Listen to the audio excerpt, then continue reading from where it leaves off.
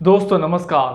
आज हम कृषि संकट को दूर करने के उपाय, किसानों के आय को दोगुना करने के प्रयास, कृषि समृद्धि या कृषि उत्पादन उत्पादकता को बढ़ावा देने के लिए भारत सरकार और बिहार सरकार के प्रयास पर चर्चा करेंगे। फिर उसकी चुनौती को हम दिखाएंगे।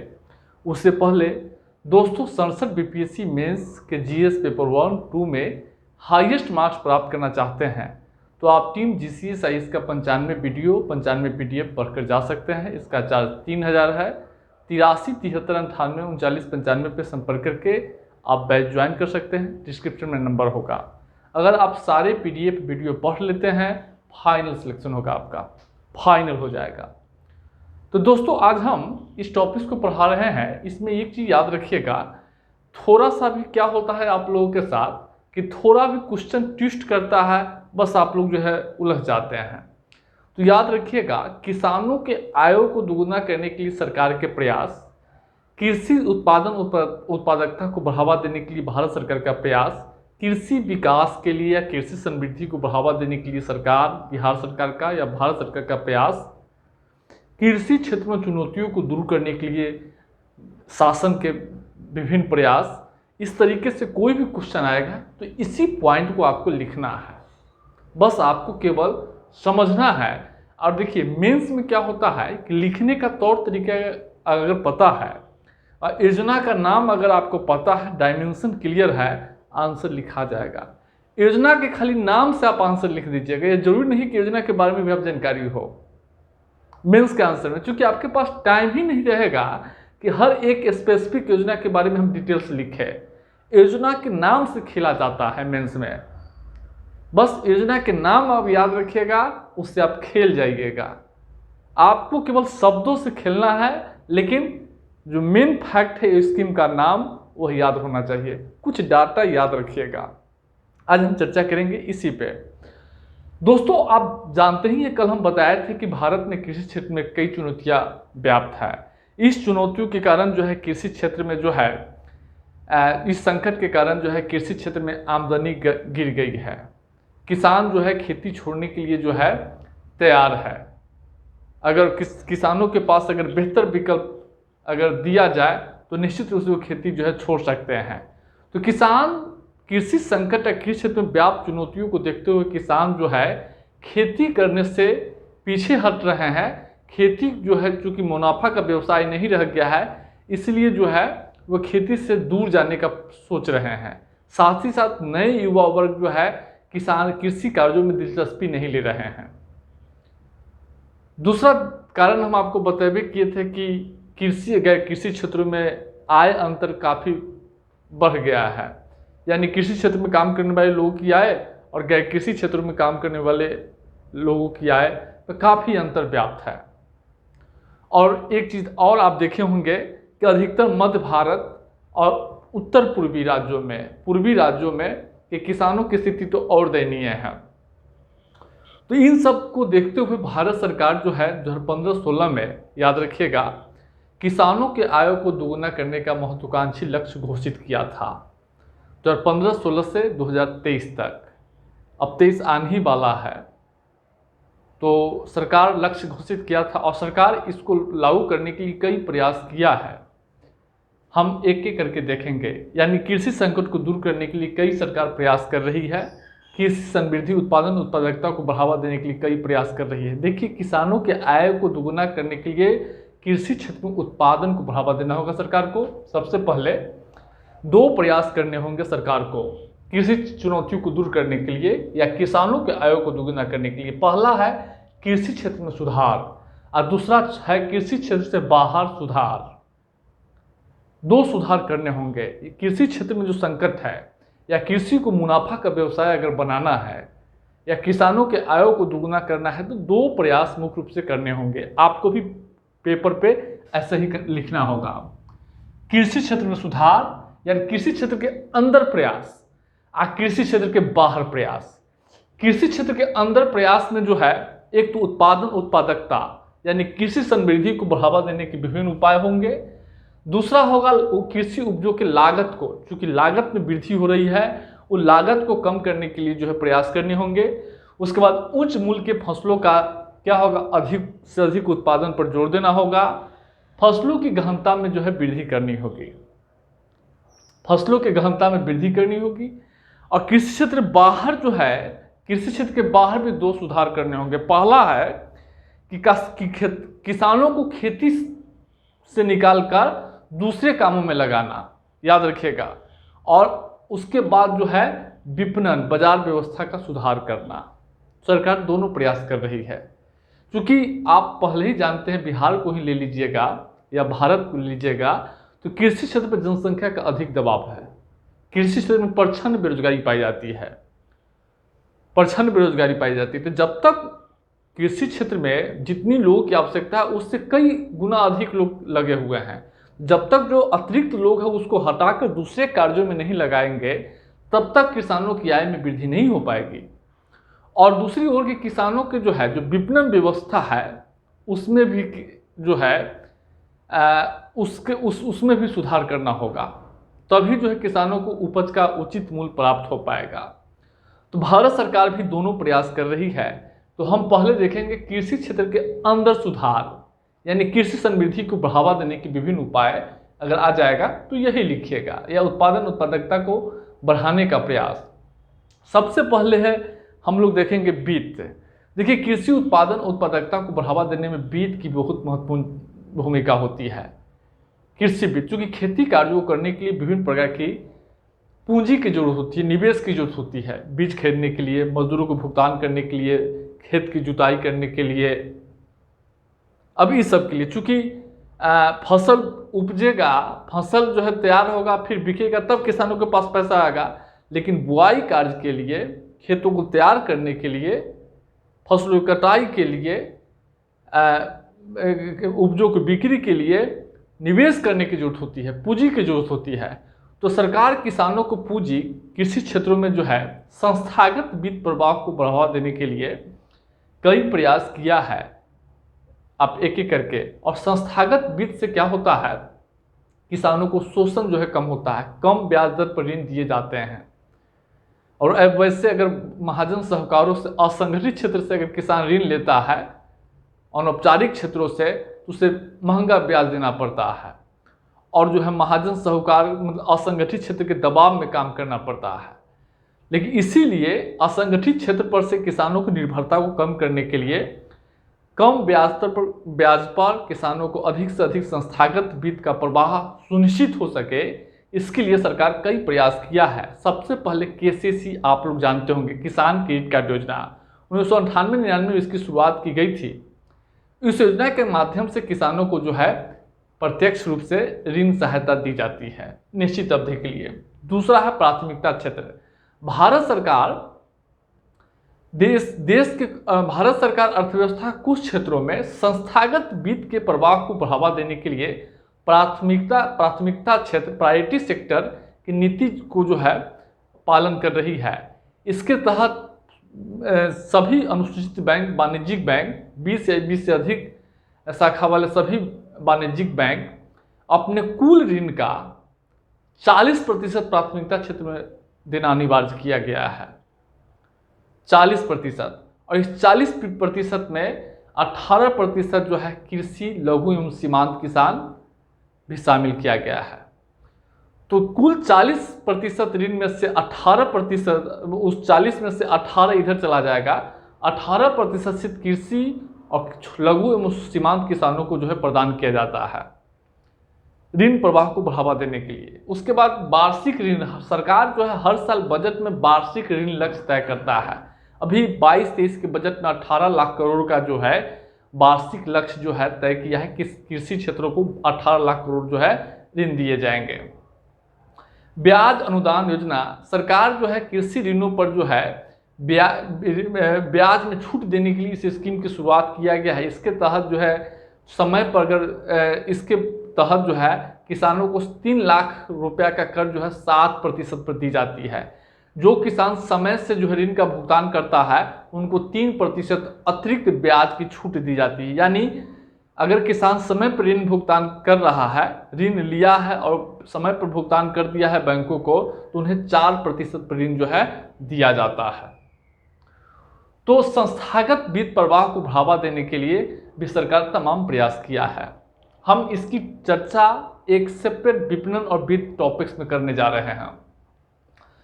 और हम लोग देखेंगे सिंचाई योजना। जानते ही हैं कि सिंचाई जो है कृषि उत्पादन उत्पादकता या कृषि समृद्धि को बढ़ावा देने के लिए सिंचाई का विशेष महत्व है। आपको ये भी पता होना चाहिए कि देश के 54% भूमि जो है अभी भी मानसून पर निर्भर है सिंचाई के लिए, और 46% भूमि पर ही सिंचाई की सुविधा उपलब्ध है। तो सिंचाई की क्षमताओं को सृजन करने के लिए सरकार प्रधानमंत्री सिंचाई योजना शुरुआत किया है। इसके तहत जो है सरकार जो है सिंचाई क्षेत्र के विस्तार के लिए जो है कई योजनाओं को जो है अनुपालन कर रही है। कई योजना जो है हर बूंद फसल, हर खेत तक सिंचाई, तो इसके लिए भी प्रयास जो है किया गया है। उसके बाद अब उर्वरक, आप जानते ही हैं उर्वरक क्षेत्र में यहाँ उर्वरक है। अब देखिए जैसा कि आप जानते ही होंगे कि भारत में जो है भूमि की उत्पादकता बहुत कम है और नई भूमि को कृषि के अंतर्गत लाना संभव नहीं है। इसलिए कम समय में अधिक से अधिक उत्पादन के लिए उर्वरक ही एकमात्र सहारा है। अल्पकाल में उत्पादकता को बढ़ावा देने में उर्वरकों की भूमिका महत्वपूर्ण है। और उर्वरकों के प्रयोग से फसलों को 3 गुना 4 गुना जो है उत्पादन को बढ़ावा दिया जा सकता है। तो सरकार इसके लिए भी कई प्रकार शुरुआत से ही प्रयास कर रही है। एक स्कीम है इसमें पोषण आधारित सब्सिडी योजना। इस योजना के तहत सरकार जो है प्रति किलो पोषण के हिसाब से जो है सब्सिडी मुहैया कराती है। समझ रहे हैं, पोटास फॉस्फेट पे। नई निवेश नीति 2012 इस स्कीम के तहत सरकार जो है बंद जो है उर्वरक कारखाना है उसको पुनर्जीवित करने का प्रयास कर रही है। उर्वरकों के उत्पादन को बढ़ावा देने का प्रयास इसी नीति के तहत की जा रही है। यूरिया पर सरकार जो है यूरिया देखते हैं, यूरिया पर जो है निरंतर जो है सब्सिडी जो है देती रही है। तो उर्वरक क्षेत्र को किसान जो है उर्वरकों का अधिक से अधिक उपयोग करे, इसलिए सरकार उर्वरकों पर जो है विभिन्न प्रकार के सब्सिडी दे रही है। उर्वरक उत्पादन कंपनी जो होती है, उर्वरक फर्टिलाइजर जो है यूनिट है, उर्वरक उत्पादन कंपनी उसको जो है विस्तार कर रही है, उसको पुनर्जीवित करने का प्रयास कर रही है। तो यह स्थिति है। उसके बाद हम लिखेंगे कृषि मशीनीकरण पर उप मिशन। आप जानते ही हैं कि मशीनीकरण के प्रयोग से जो है उत्पादकता को आसानी से बढ़ाया जा सकता है। जैसे ट्रैक्टर से सिंचाई करने में, पंपिंग सेट के माध्यम से, ड्रोन के माध्यम से, रोबोट के माध्यम से कृषि में मशीनीकरण, विभिन्न प्रकार के कृषि में मशीनीकरण से उत्पादन उत्पादकता को बढ़ावा दिया जा सकता है। और इसीलिए सरकार जो है कृषि मशीनीकरण पर उप मिशन जो है शुरू किए हुआ है। इस मिशन के तहत विभिन्न कृषि उपकरणों पर सब्सिडी सरकार द्वारा दी जाती है। अब किसान ड्रोन सरकार अभी 100 किसान ड्रोन को लॉन्च किया था कुछ समय पहले। इसी मिशन के तहत किसानों को जो है किसान संगठन है या कृषि संस्थान है, अधिक से अधिक किसानों को जो है ड्रोन के इस्तेमाल को बढ़ावा देने के लिए सरकार सब्सिडी दे रही है अभी भी। या विभिन्न प्रकार के ट्रैक्टर है, थ्रेसर है, कंबाइन मशीन है, इस पर सरकार जो है सब्सिडी मुहैया करा रही है। तो ये सारे, उसके बाद बीज के क्षेत्र में भी तमाम प्रयास किए जा रहे हैं। अब भारतीय कृषि अनुसंधान परिषद है, विभिन्न केंद्रीय विश्वविद्यालय, कृषि केंद्रीय विश्वविद्यालय है, राज्य कृषि विश्वविद्यालय है, ये सब मिलकर जो है बीज क्षेत्र में लगातार अनुसंधान विकास कार्य किए हैं। नए नए बीजों का विकास किया जाता है। अभी हाल ही में कुछ समय पहले भारत सरकार, माननीय प्रधानमंत्री नरेंद्र मोदी 35 जो है उन्नत किस्म के बीजों का जो है राष्ट्र को समर्पित किया था।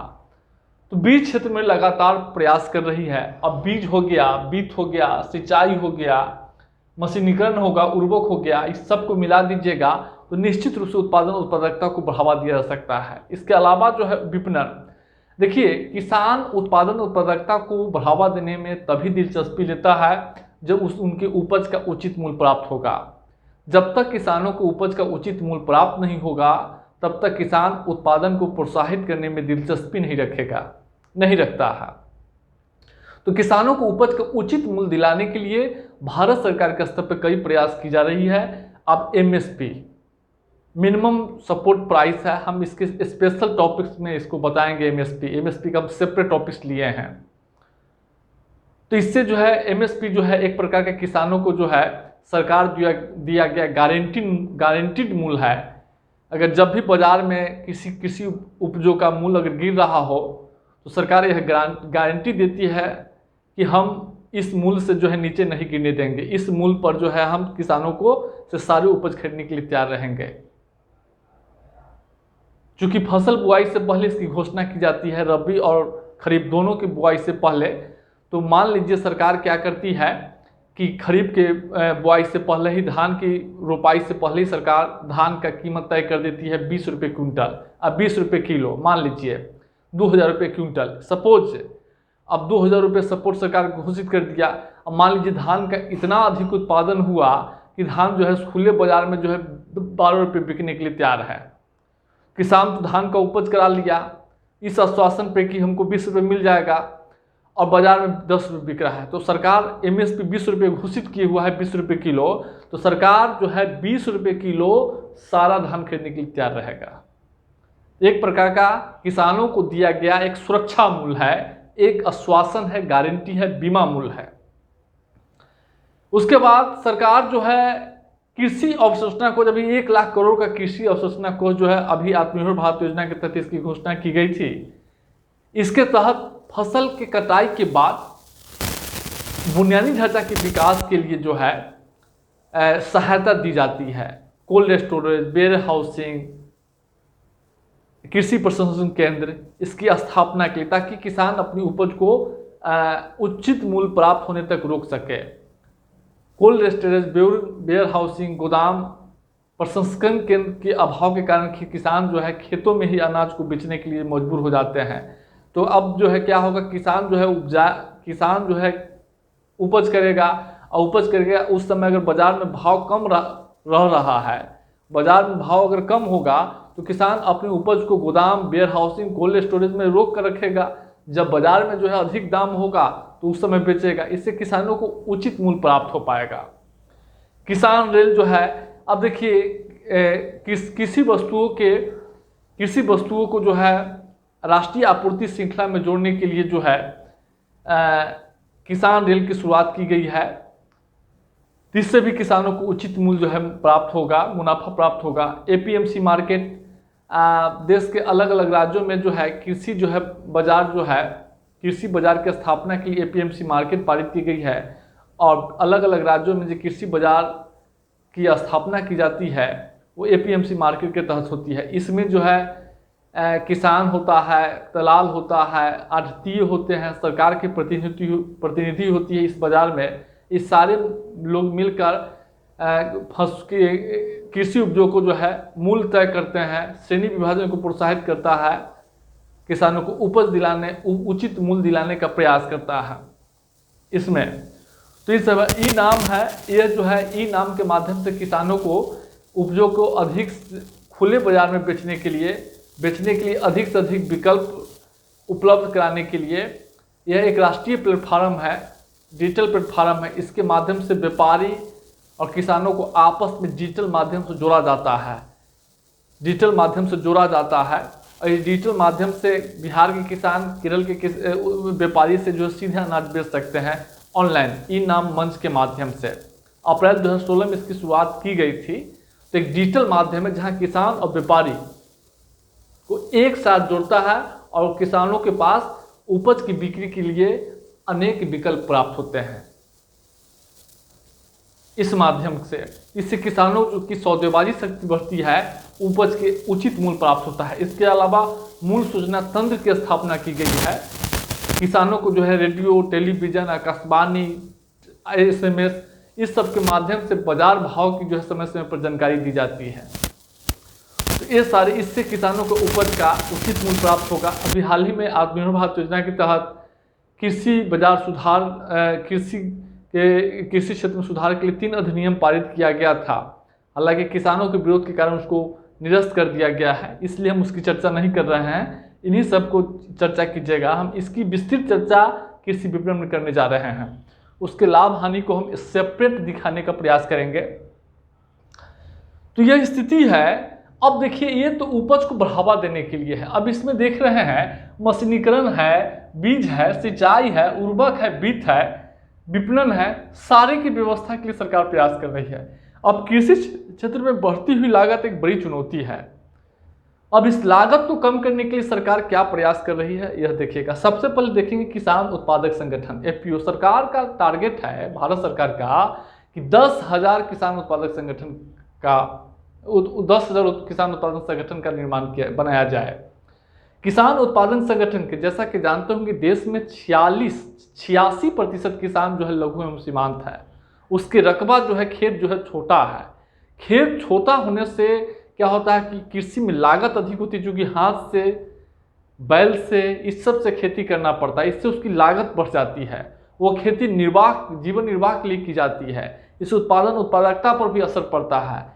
किसानों को जो है जो संस्थागत सुविधा है उसका भी लाभ नहीं मिल पाता है। तो सरकार इस समस्या को दूर करने के लिए किसान उत्पादक संगठन 10,000 किसान उत्पादक संगठन बनाने का प्रयास कर रही है। इसके माध्यम से किसान जो है आपस में, कई छोटे छोटे किसान जो है समूह बनाकर अपना खेती जो है सामूहिक रूप से करेगा। इससे खेती का रकबा का विस्तार होगा। खेती का जो है रकबा का विस्तार होगा, खेत के रकबा का, तो उसमें क्या होगा, सिंचाई, बीज, मशीनीकरण, संस्थागत स्रोतों से ऋण भी प्राप्त हो जाएगा। इससे कृषि क्षेत्रों में जो है लागत में कमी आएगी, उत्पादन बढ़ेगा, किसानों के बीच सामूहिकता का विकास होगा, उत्पादकता बढ़ेगा, तो निश्चित रूप से किसानों के आमदनी में वृद्धि होगी। उसके बाद डिजिटल एग्रीकल्चर, भारत सरकार जो है डिजिटल एग्रीकल्चर को बढ़ावा दे रही है। इसके तहत क्या होता है कि विभिन्न प्रकार के जो डिजिटल प्रौद्योगिकी है, जितने भी डिजिटल प्रौद्योगिकी है, रोबोट हो, ड्रोन हो, आर्टिफिशियल इंटेलिजेंस हो, ब्लॉकचेन हो, इसके अलावा जो है जैव प्रौद्योगिकी हो, जैव प्रौद्योगिकी नहीं होगा, उसके बाद जो है जो विभिन्न प्रकार के जो देख रहे हैं, सीसीटीवी कैमरा हो या स्मार्टफोन हो, विभिन्न प्रकार के सूचना तंत्र, सोशल मीडिया हो, सबको आपस में जोड़ रही है। इसके माध्यम से सरकार किसानों के नज़दीक आना चाह रही है, किसान को भी सरकार के नज़दीक लाना चाह रही है। इससे क्या होगा कि सरकार जो भी संस्थागत सुविधाएं है, संस्थागत लाभ है, किसानों को प्राप्त होगा और किसानों की जो भी चुनौती है वो सरकार अवगत होंगे। और इसके माध्यम से किसानों को समय पर जो है मौसम संबंधी जानकारी, आपदा संबंधी जानकारी, मूल्य संबंधी जानकारी, सरकारी योजनाओं का लाभ संबंधी जानकारी, नए नए कृषि तकनीकी के बारे में जानकारी, सब जो है मुहैया कराया जाता है। उसके बाद पीएम फसल बीमा योजना, आप जैसा कि जानते होंगे कि जलवायु परिवर्तन के कारण जो है, चूँकि कृषि जो है पूरी तरह जलवायु पर निर्भर है, और जिस तरीके से जलवायु परिवर्तन की तीव्रता और बारंबारता में वृद्धि हुई है, उससे कृषि को प्रत्यक्ष रूप से नुकसान पहुँचा है। कृषि क्षेत्र में नुकसान की, फसलों के जो नुकसान हो रहा है उसकी भरपाई के लिए प्रधानमंत्री फसल बीमा योजना की शुरुआत की गई है। इसके तहत जो है किसानों के खेत का बीमा कराया जाता है, और जो भी नुकसान होता है उस नुकसान का आकलन करके फिर किसानों को जो है क्षति का आकलन करके उसको जो है क्षतिपूर्ति दी जाती है। किसान, इससे लागत में कमी होगी। मान लीजिए कोई किसान खेत में धान बोया और बाढ़ के कारण दहेगा, तो अब जितना धान बोया था उसके हिसाब से आकलन करके उसका मूल्य प्राप्त हो जाएगा। बीमा अगर कराया है, फसल बीमा अगर हुआ है खेत का, उपज का, तो निश्चित रूप से उसको जो उतना राशि मिल जाएगा। तो जो किसानों को नुकसान हो रहा है वो नुकसान की भरपाई हो जाएगी। उसके बाद नीम कोटेड यूरिया, आप जानते हैं कि भारत में यूरिया की सबसे अधिक खपत है। यूरिया की खपत के कारण जो है एक तो लागत में वृद्धि होती है, क्योंकि रासायनिक उर्वरकों के प्रयोग से लागत में वृद्धि होती है, भूमि की मृदा अम्लीयता, क्षारीयता जो है बढ़ती है, पर्यावरण को नुकसान होता है।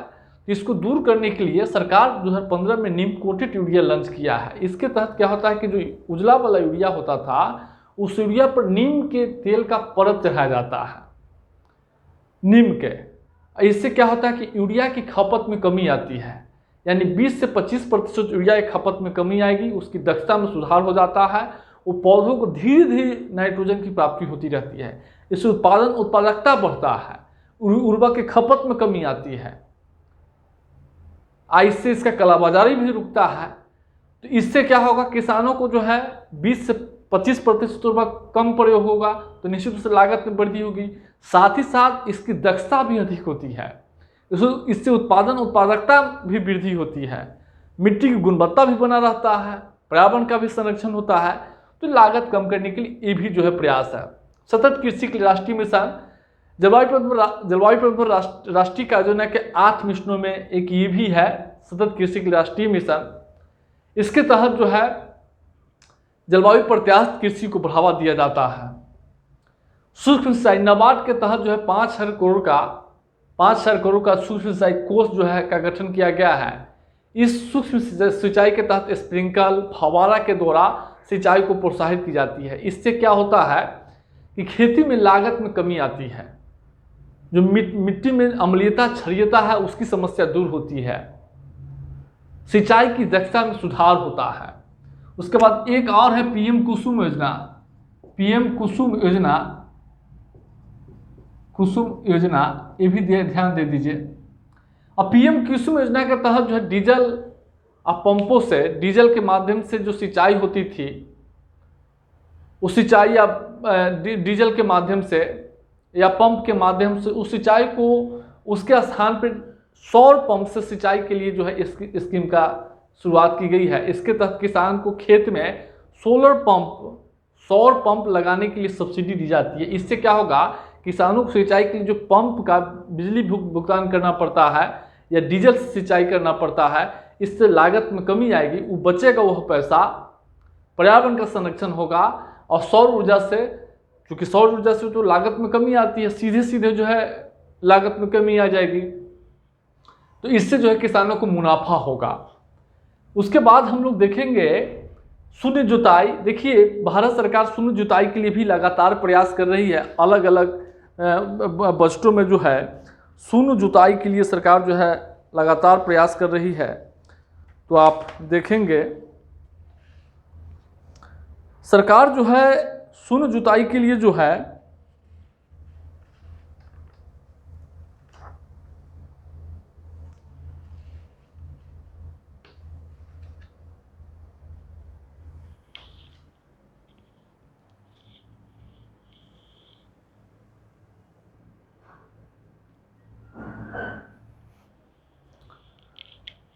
दोस्तों, तो उसमें जो है शून्य जुताई जो है, शून्य जुताई के तहत क्या होता है कि खेती में जो है जुताई न करके एक विशेष ड्रिल द्वारा विशेष तरीके से ड्रिल के माध्यम से बीजों की बुआई की जाती है।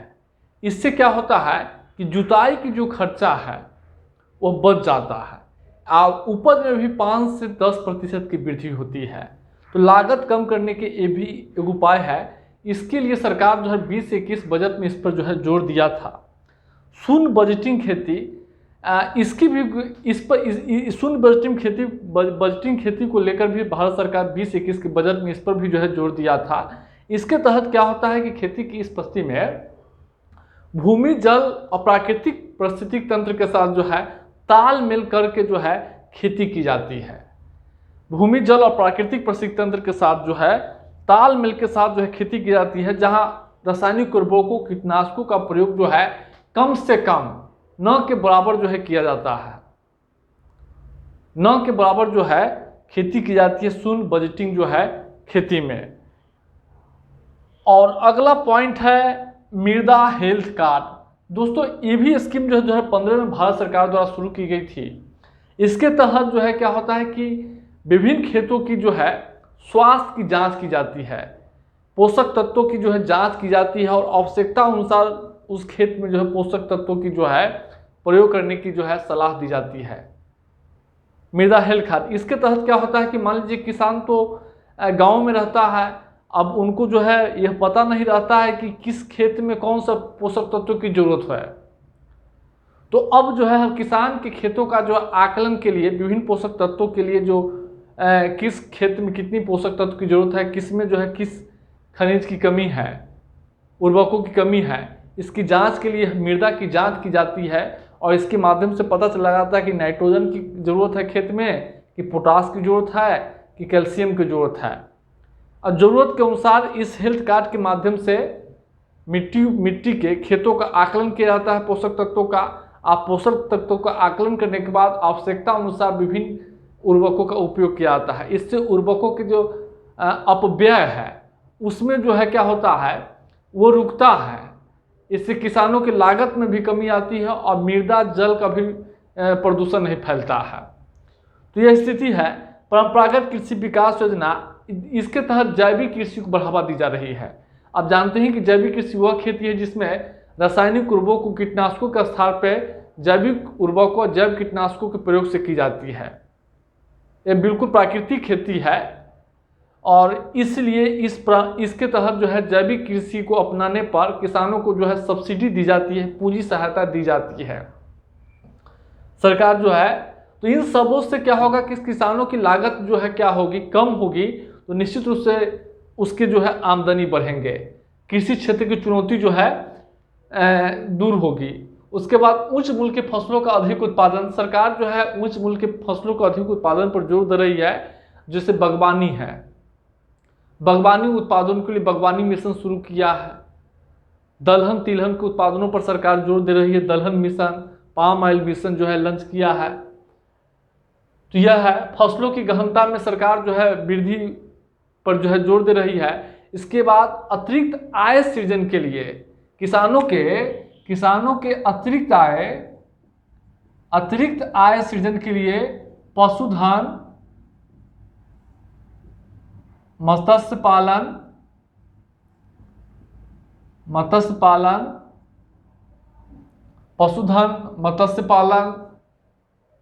इस सब पर जो है। इसके बाद प्रत्यक्ष आय सहायता के लिए किसान सम्मान निधि की शुरुआत की गई है।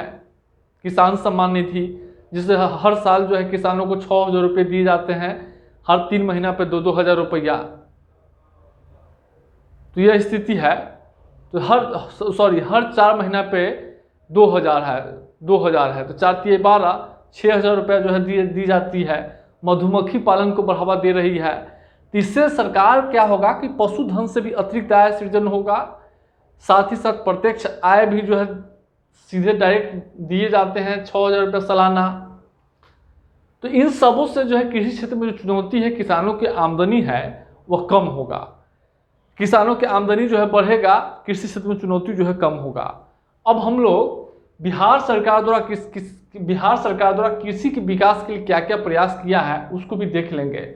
जैसा कि जानते हो कि कृषि रोड मैप 3 जो 2017 से 22 तक था, इसको 31 मार्च 2021 तक जो है 23 तक कर दिया गया, इसको बढ़ाकर। इसके तहत संपूर्ण कृषि क्षेत्र के विकास के लिए विकास की परिकल्पना की गई है। उसके बाद किसानों के अतिरिक्त आमदनी सृजन के लिए पशुधन मास्टर प्लान जो है तैयार किया गया है और पशुधन के स्वास्थ्य पे, उसकी जो है उत्पादकता को बढ़ावा देने के लिए सरकार इसके माध्यम से जोर दे रही है। बिहार बीज निगम जो है विभिन्न प्रकार के जो है उन्नत किस्म के बीजों का वितरण करता है, प्रसंस्करण करता है, विकास करता है, किसानों के बीच जो है प्रचार प्रसार का काम करने का काम करता है। बिहार बीज वितरण कार्यक्रम, इसके माध्यम से किसानों को उन्नत किस्म के प्रमाणिक बीजों का वितरण किया जाता है। बिहार सरकार जो है खेती में लागत को कम करने के लिए जलवायु अनुकूल खेती को बढ़ावा देने के लिए 8 जिलों में जलवायु अनुकूल कृषि योजना को पायलट प्रोजेक्ट पर कार्यान्वित कर रही है। इसके अलावा जैविक कॉरिडोर जो है बिहार के 13 जिलों को मिलाकर, गंगा के किनारे जो 13 जिले हैं मिलाकर जो है जैविक कॉरिडोर जो है बना रही है। इसके बाद जो है सिंचाई के लिए बिहार सरकार जो है 7 निश्चय 2 के तहत हर खेत को सिंचाई पानी, इस पर जो है तमाम प्रयास कर रही है।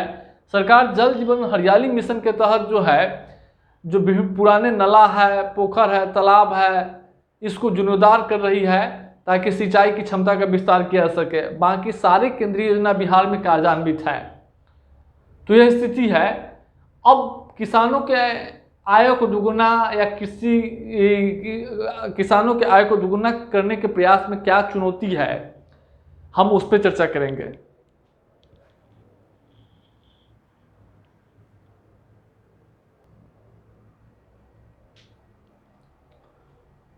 दोस्तों अब हम चर्चा करेंगे किसानों के आय को दोगुना करने की चुनौती। अब क्या क्या चुनौती है? सबसे बड़ी चुनौती है संस्थागत वित्त के प्रवाह में क्षेत्रीय समानता।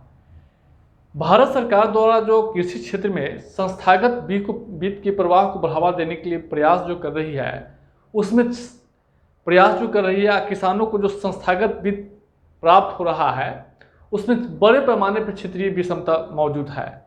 अगर आप देखेंगे तो भारत सरकार द्वारा प्रदान किए जाने वाले कुल संस्थागत वित्त का 40% जो है दक्षिणी राज्यों को जाता है। उत्तर पूर्वी क्षेत्रों का मात्र 2% योगदान है। बिहार के किसानों को देखेंगे तो बहुत कम हिस्सा प्राप्त होता है। तो इससे क्या होगा कि किसी खास क्षेत्र के किसानों को लाभ होता है, किसी खास क्षेत्र के किसानों को नुकसान होता है। तो पूरे देश के किसानों के आय में वृद्धि नहीं होगी। पंजाब, हरियाणा और दक्षिणी राज्यों के किसानों को लाभ होगा, बाकी राज्यों के किसानों को लाभ नहीं होगा। तो किसानों की समस्या जस के तस ही रहेगी। भारत के किसानों का आय जो है जस के तस बना रहेगा।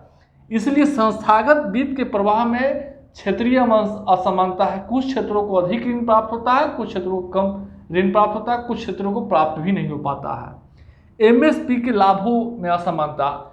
सरकार जो है किसानों को उपजों का उचित मूल्य दिलाने के लिए एमएसपी की व्यवस्था जो है लागू की हुई है। एमएसपी के तहत सरकार जो है किसानों को एक सुनिश्चित गारंटी मूल्य प्रदान करती है। लेकिन अगर आप देखेंगे तो इसके लाभों में विषमता है। सांता कमेटी की रिपोर्ट के अनुसार देश के 94% किसानों का इसका लाभ नहीं मिल पाता है। उससे आय कैसे बढ़ेगा किसानों का? इसके अलावा देश के 86% किसान लघु एवं सीमांत है, जिसका जोत जो है 2 हेक्टेयर से कम है। छोटी जोत के कारण जो है मशीनीकरण, संस्थागत लाभ से वंचित हो जाते हैं। तो यह स्थिति है, ये बहुत बड़ा मार्ग में चुनौती है, क्योंकि किसानों को सरकारी सुविधा का लाभ ही नहीं मिलता है। खेती से जुड़ी जो भी सरकारी योजनाएं हैं उसका लाभ ही नहीं मिल पाता है, तो उसकी आय कैसे बढ़ेगा? निम्न कृषि समृद्धि। विशेषज्ञों का मानना है कि किसानों को आय को दोगुना करने के लिए कृषि समृद्धि दर 10% से ऊपर होनी चाहिए। और आज जो है कृषि समृद्धि 2 से लेके 2.5% से लेके और 3%, 3.5% के बीच में ही टिका हुआ है। तो यह स्थिति है। आगतों के उपभोग में असमानता। आप देखेंगे कीटनाशक, उर्वरक, मशीनीकरण, इस सब के उपभोग में विभिन्न किसानों के बीच या विभिन्न राज्यों के किसानों, विभिन्न क्षेत्रों के किसानों के बीच विषमताएं हैं। जलवायु परिवर्तन का प्रभाव। आप देखें जिस तरीके से जलवायु परिवर्तन की बारंबारता बढ़ी है, जलवायु परिवर्तन के कारण जो है बाढ़, सूखा, प्राकृतिक आपदाओं की बारंबारता बढ़ी है। इससे बड़े पैमाने पर खेती के फसल नुकसान हो रहे हैं, बुआई पर असर पड़ रहा है, उपजों की गुणवत्ता पर असर पड़ रहा है, उसकी क्वालिटी पर असर पड़ रहा है। तो जलवायु परिवर्तन के प्रभाव को भी कम करने की जरूरत है। तो ये सारे जो है किसानों के आय को दोगुना करने के मार्ग में बहुत चुनौती है। अब हम कृषि विपणन और कृषि वित्त को हम सेपरेट पढ़ाएंगे। बाकी सारे एक ओवरव्यू हम आपको दे दिए हैं। हम बहुत सारे योजनाओं का डीपली चर्चा नहीं किए हैं, क्योंकि वीडियो बड़ा हो जाएगा। हमको जितना आपको लिखना है उतना ही बताना है।